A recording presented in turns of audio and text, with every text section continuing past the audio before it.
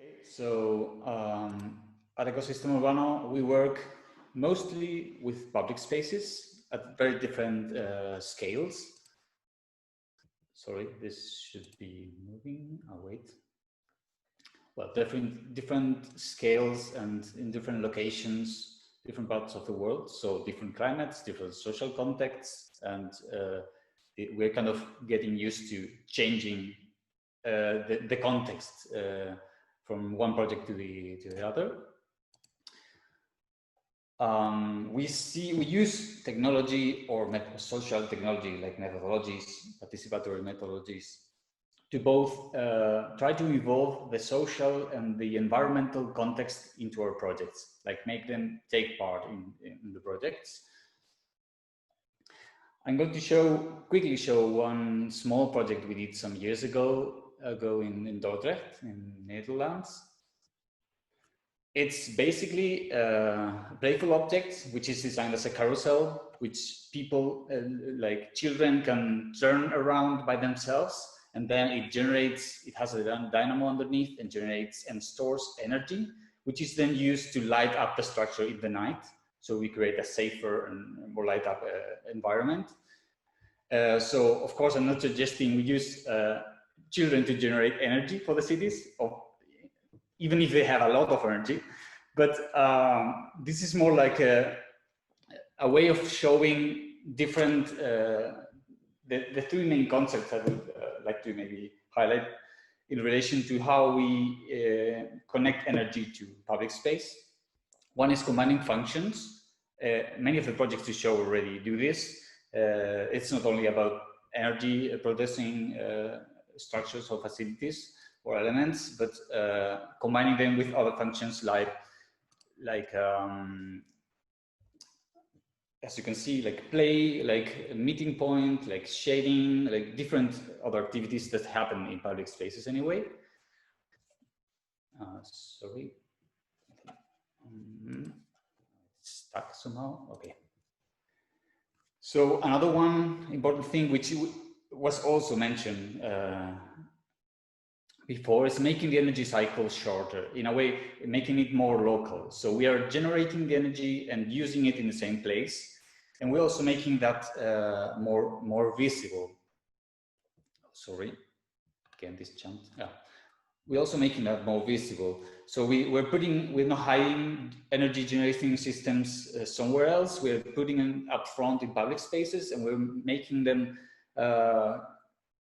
turning them into educational devices also, so people understand how much effort and energy takes to be generated, and how it can be stored and how it can be used. So this structure lights up differently depending on how much it was used during the day, or changes colors. So there's a way of getting direct feedback from energy generation. And these three concepts, I think you will see them in other projects. So I'm going to try to show two more projects. I don't know if I will have time for that. So very quickly, this is in the outskirts of Madrid, a project called the Eco Boulevard, which basically was like this. This was a place designed for cars and not even developed when it started. And the main concept behind the project is that one of the best things you can place on a public space is a tree, because it generates a lot of different benefits for public spaces. It provides shading, improves the temperature around it. It also supports a lot of functions or uses around it. But while the trees were growing, our proposal was to design some kind of artificial trees to make the functions of trees while the rest of the boulevard develops. So you can see these three main structures distributed across the boulevard, basically using the same frame, but then with different systems. One of them focuses on improving the climate underneath with airflow, based on ancient systems that are used in dry and hot climates, but with off-the-shelf current technology that is used in agriculture and other industries. So you can see the flow of the air inside the structure. This is how it looks. You can see these intakes of air that conduct the flow of air inside the structure. And on top of it, there's the energy generated in solar panels, which power the whole Eco Boulevard itself. So it's not using energy outside of it, and it's also generating more energy than it uses. You can see this in different activities. These places where people were gathering around these places or using them as meeting points. You can see this is a very focal point in a otherwise not very developed neighborhood. You can see the different activities here.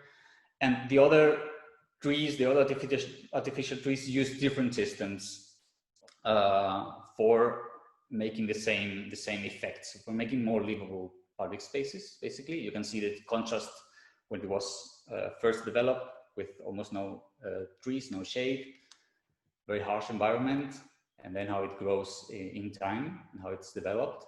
This is another tree, the other one, which is using water atomization for decreasing the temperature also. We've measured almost 10 degrees difference between the outside and the also outside in the middle of the structures. And then you can see, I'm just very quickly going some other activities around these places. It's they became part of the identity of the place at some point.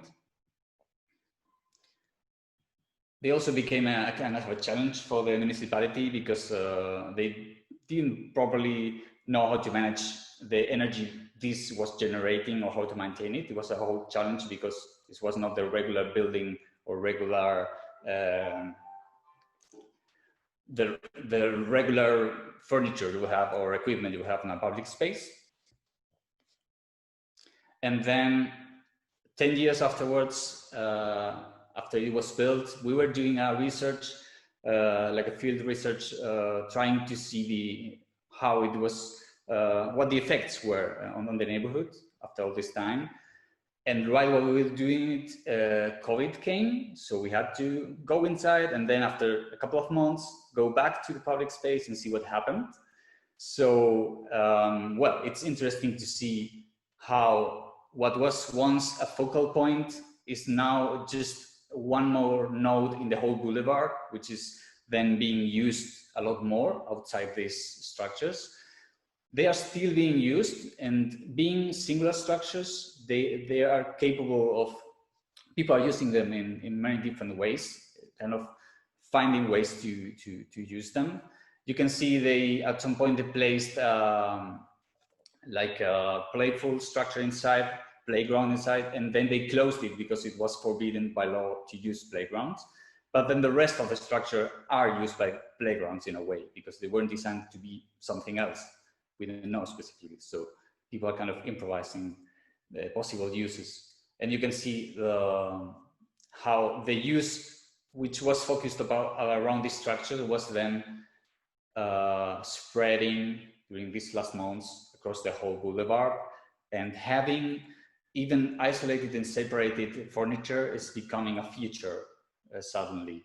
So both the size of the structures, which allows people to distribute themselves around this focal point, and the more extensive approach of the rest of the boulevard are becoming complementary in a way.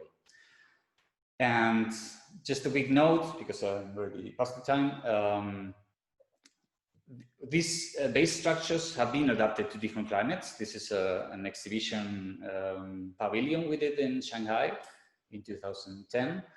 And as you can see, in this case, we used, instead of solar panels, we used air generated energy, and then instead of water sprinklers inside, we use these huge ventilators.